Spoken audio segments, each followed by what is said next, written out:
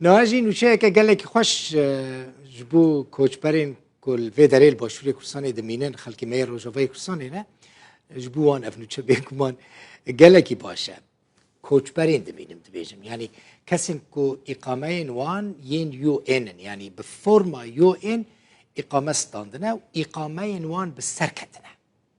دین عفو کرن جبرکو گلک جوان هنا غرامه که خیالی هاتی سروان دی هات نعفو کرن یعنی حکومت کردستان او عفو کرن چاو بوی از جوار و بیجم پشراجی داخویانی وزیر نافخواه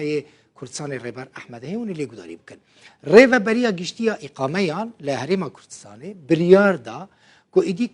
پنابرین کوچبرین روز آوای کردستانی کو اقامه نوان به سرکتنه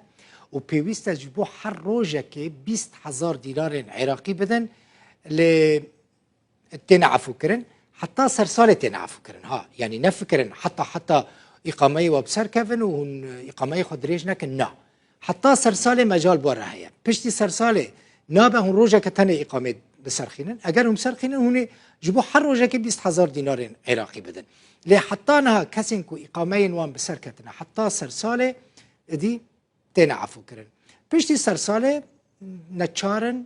إقامة خوا دم خدا دريج بكن اگر دریج نکن و غرامه بدن لسر به مجاره وزیر نافخواه کردستان ریبر احمد کنفرانس که روزنامه‌وانی دا گوت ادی کسین که پشتی سر ساله یعنی پشتی عفوی اقامه نوان به سر که چه بیانی بن نه تنهیش بو کوچ برام مجاره پشتی سر ساله چه بیانی بن چه پنابر بن چه کوچ بر بن دوید دم خود اقامه خود ریج بکن یا نه مجبورن لگورا یاسای ورن غرامه کرن مسئله نشینگه هر کسی نشینگه کی بسر بچیتن به حالتی که نیاسایی بونی او کسا لحریم کردستان به نیاسایی دبید اینجا با چی واده کاتن ماوی نشینگه بسر بچیت بو ناچید سردانی